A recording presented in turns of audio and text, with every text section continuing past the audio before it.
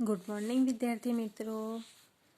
ધોરણ 4 હિન્દી વિષયની અંદર આપણે ચેપ્ટર 6 ટપકા કાઢર પાઠનો અભ્યાસ કર્યો, પાઠનો સ્વાધ્યાય જોયો. હવે આપણે ટપકા કાઢર સ્વાપૂર્તિ કરીશું. તો આપણે સ્વાધ્યાય પોથીની અંદરથી સ્વાપૂર્તિ કરીશું. तो कोष्टक से उचित शब्द चुनकर खाली जगह में लिखिए. तो विद्यार्थी मित्रों तमारे आ कोष्टकनी अंदर जवाब छे ते योग्य विकल्प पसंद करी तमारे जवाब लखवानो छे. बुढ़िया का घर खाली जगह में था. बुढ़िया का घर जंगल में था. चारों ओर खाली जगह बरस रहा था. चारों ओर पानी बरस रहा था. खाली जगह का घर टपकने लगा. बुढ़िया का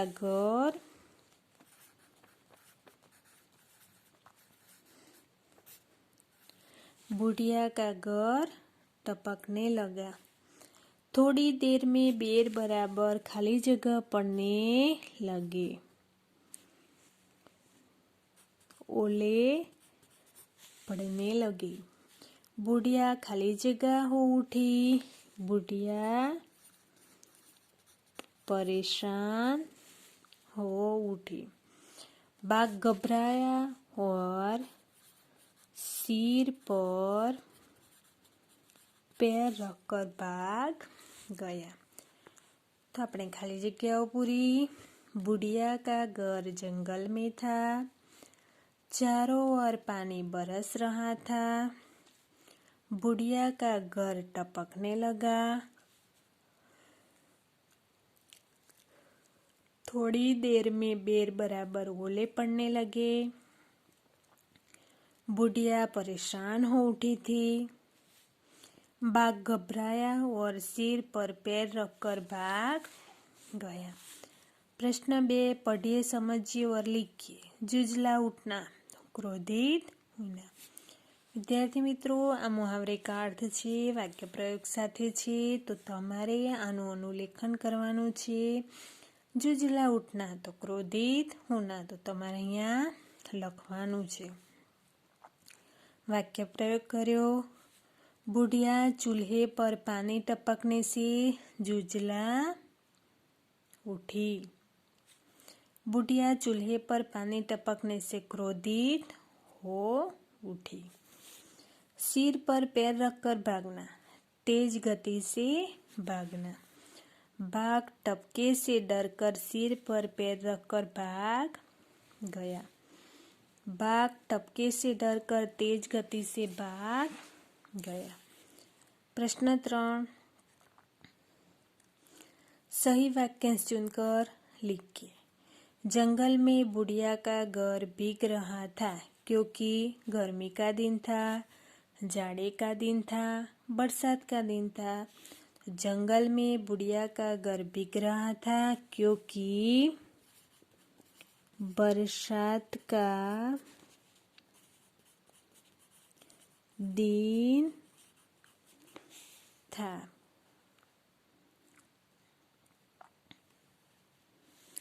बुढ़िया का घर टपकने लगा क्योंकि छप्पर ठीक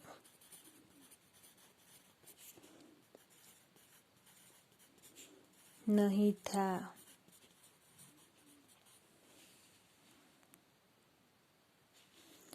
बाघ बुढ़िया के घर के पास पहुंचा. उस समय बुढ़िया चावल पका रही थी.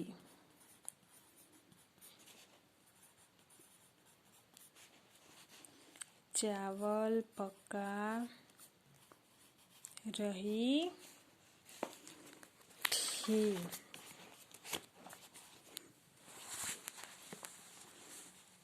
बाघ घबरा कर भाग गया क्योंकि बुढ़िया ने उससे धमकाया. बुढ़िया ने कहा वह बाघ से नहीं टपका से डरती है. बुढ़िया उसके पीछे पड़ी थी. तो बाघ घबराया कर भाग गया क्योंकि वह बाघ से नहीं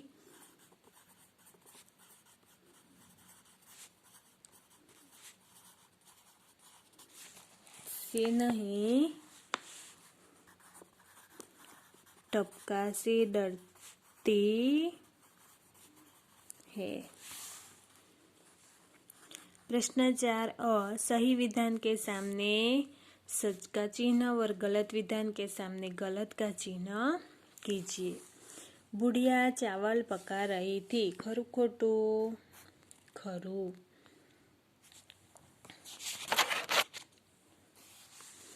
ओलो की मार से बुढ़िया परेशान हो उठी। खरू के खोटू? ओलो की मार से बुढ़िया परेशान हो उठी। विद्यार्थी मित्रों, आज ये बुढ़िया छे ये बुढ़िया ओलो की मार के परेशान थी। ओलो की मार से नहीं। શું આવે? बुढ़िया पानी टपकने से परेशान थी। मटके पर पानी टपक रहा था। खोटू। कूदते फौंदते बाघ बुढ़िया के घर के पास पहुंचा। खरू। बाघ बुढ़िया से डरकर भाग गया। खरू के खोटू? बाघ बुढ़िया से डरकर नहीं। निम्नलिखित प्रश्नों के उत्तर लिखिए। तुमने कितने प्रकार के चूल्हे देखे हैं? विद्यार्थी मित्रों, તમે કેટલા પ્રકારના ચૂલા જોયા છે?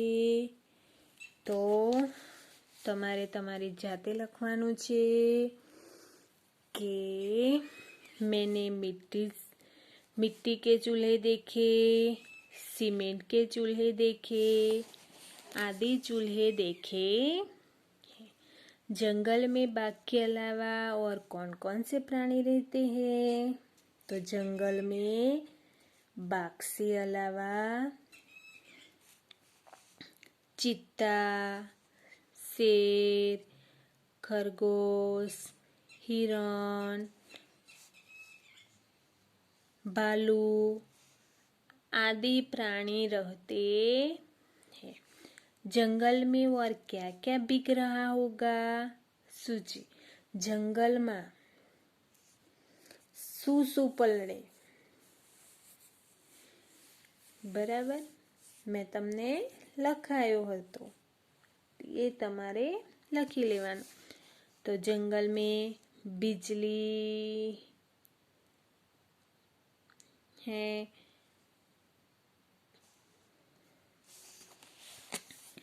प्रश्न 5 निम्नलिखित प्रश्नों के उत्तर एक एक वाक्य में लिखिए। बुढ़िया कहाँ रहती थी? तो बुढ़िया जंगल में रहती थी। बरसात में बुढ़िया के घर में क्या पड़ने लगे? बरसात में बुढ़िया के घर में पानी पड़ने लगे। ओलो की मार से परेशान होकर बाघ कहाँ गया? ओलो की मार से परेशान होकर बाघ सिर पर पैर रखकर भाग गया।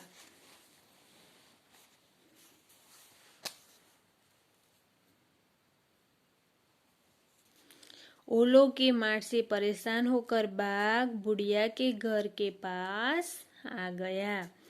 पानी टपकने की आवाज कैसी थी? पानी टपकने की आवाज टॉप टॉप थी। बुढ़िया को सबसे ज्यादा डर किससे लगता था? बुढ़िया को सबसे ज्यादा डर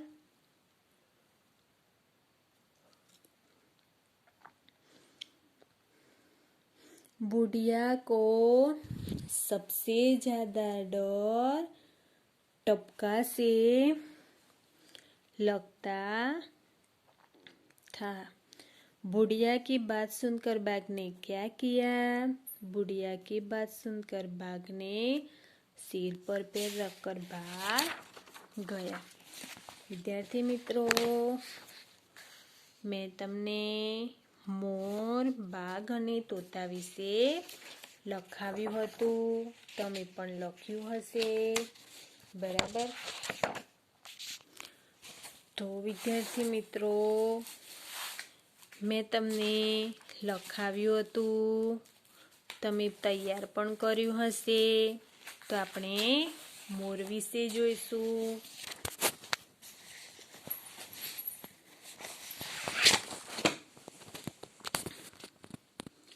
मोर, पक्षियों में मोर सबसे सुंदर पक्षी है। इसके माथे पर कलगी होती है। इसके पंख रंग बिरंगी होते हैं। इसकी आवाज मधुर होती है।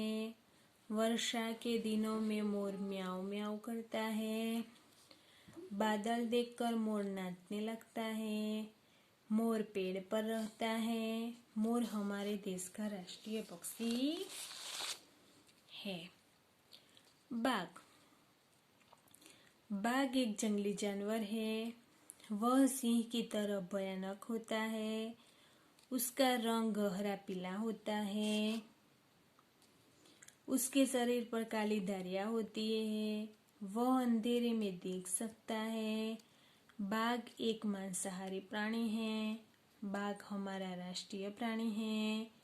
बाघ को हम चिड़ियाघर में देखे जाते हैं। तोता, तोता एक सुंदर पक्षी है। उसका रंग हरा होता है। उसके गले में काली धारी होती है। उसकी चांच लाल होती है। तोते की आवाज मीठी और सुरीली होती है। लोग इसे पालते हैं। तोता हरी मिर्च और अमरूद खाते हैं। विद्यार्थी मित्रों, प्रश्न 6, नीचे दिए गए चित्र का वर्णन 10 वाक्यों में लिखे. આ ચિત્રની આધારે તમારે 10 વાક્યો લખવાના છે. तो यह एक मेले का चित्र है. मेले में तरह तरह की दुकानें लगी हुई है. मेले में बच्चे, जवान और बूढ़े लोग भी हैं. मेले में एक सपेरा खेल दिखा रहे हैं.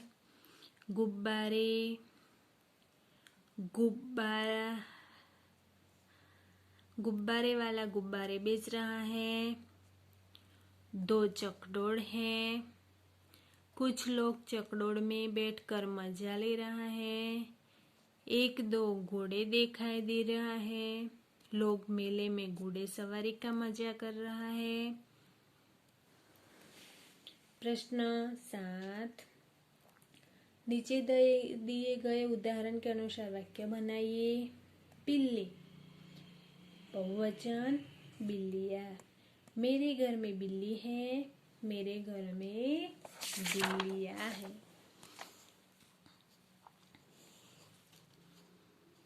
मक्खी, तो मक्खीનું बहुवचन मक्खियाँ.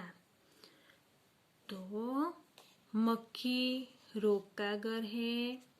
मक्खियाँ गंदगी में रहती है. लड़की, लड़कीનું बहुवचन लड़कियाँ. यह मोहन चाचा की लड़की है.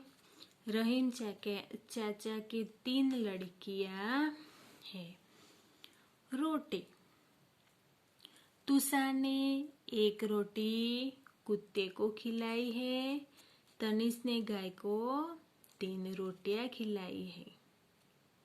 चूड़ी, बहुवचन चूड़ियाँ. अरुणा 1 ही चूड़ी पहनती है. शिल्पा 2 चूड़ियाँ पहनती है. प्रश्न 8, सोचिए और उत्तर लिखिए. तुम्हारे गांव में कैसे कैसे घर हैं? तो मेरे गांव में मिट्टी मिट्टी के, सीमेंट के, झोपड़ी से जैसे घर है। तुम्हारा घर किन किन चीजों से बना है? मेरा घर मिट्टी से, पत्थर से, सीमेंट से आदि चीजों से बना है। छप्पर किन किन चीजों से बनता है? छप्पर घास फूस, खपरेल और लकड़ियों से बनता है। बरसात के मौसम में क्या क्या होता है? बरसात के मौसम में बिजली चमकती है, बादल गरजते हैं, बारिश होती है। ओले पड़ने पर तुम क्या करते हो? तो ओले पड़ने पर बच्चे घरों को और फसल को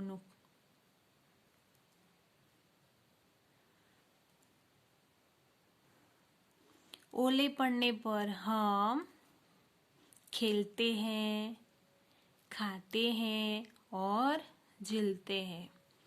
ओले पड़ने पर क्या नुकसान होता है?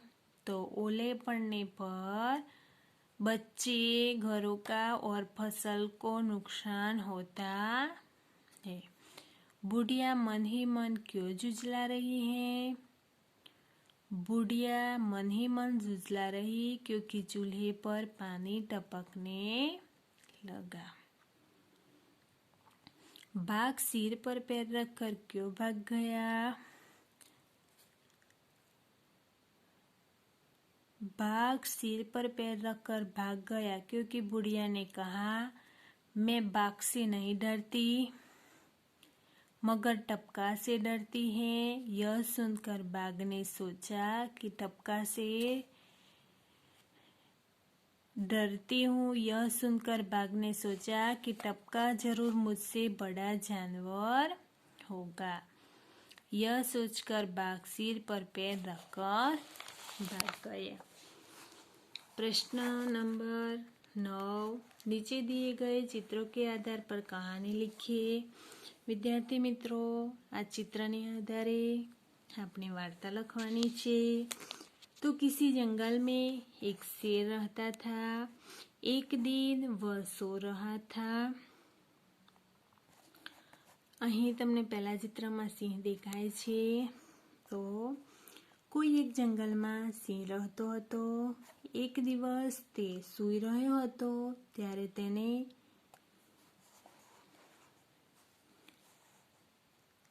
किसी जंगल में एक शेर रहता था। एक दिन वह सो रहा था तो उस समय एक चूहा अपने बिल से निकला। वह शेर के शरीर पर दौड़ने लगा। इससे शेर की नींद टूट गई। उसे बहुत गुस्सा आया। उसने चूहे को पकड़ लिया। चूहे ने शेर से कहा, कृपया आप मुझे छोड़ दीजिए। उसने चूहे को पकड़ लिया। चूहे ने शेर से कहा, चूहे को छोड़ दीजिए, आप मुझे छोड़ दीजिए, कभी मैं आपको काम आऊंगा। शेर ने हंसकर चूहे को छोड़ दिया। कुछ दिन बाद शेर एक शिकारी के जाल में फंसा हुआ था। चूहे ने शेर की जाल में फंसा हुआ देखा। उसने जाल को कुतर डाला। शेर जाल में फंसा हुआ देखा। उसने जाल को कुतर डाला। शेर जाल से मुक्त हो गया। शेर ने चूहे को आभार माना। कभी छोटे प्राणी भी हमारी बहुत मदद कर सकते हैं। तो विद्यार्थी मित्रों, आ कहानी तमारे लखवानी। आ कहानी छे कि किसी एक जंगल में शेर रहता था। एक दिन वह सो रहा था। उस समय एक चूहा अपने बिल से निकला। वह शेर के शरीर पर दौड़ने लगा। इससे शेर की नींद टूट गई। उसे बहुत गुस्सा आया। उसने चूहे को पकड़ लिया। चूहे ने शेर से कहा, कृपया आप मुझे छोड़ दीजिए, कभी मैं आपके काम आऊंगा। शेर ने हंसकर चूहे को छोड़ दिया। कुछ दिन बाद शेर एक शिकारी के जाल में फंस गया। चूहे ने शेर को जाल में फंसा हुआ देखा। उसने जाल को कुतर डाला। शेर जाल में फंसा हुआ देखा। उसने जाल को कुतर डाला और शेर जाल से मुक्त हो गया। शेर ने चूहे को आभार माना। कभी छोटे प्राणी भी हमारी बहुत मदद कर सकते हैं। तो विद्यार्थी मित्रों, चैप्टर 6 टपका का डर आ पाठનો સ્વાધ્યાય સ્વાપોથીમાં પૂરી તૈયાર કરવાનું રહેશે। હવે આગળનો અભ્યાસ આગળના વિડીયોમાં જોઈશું। નમસ્કાર।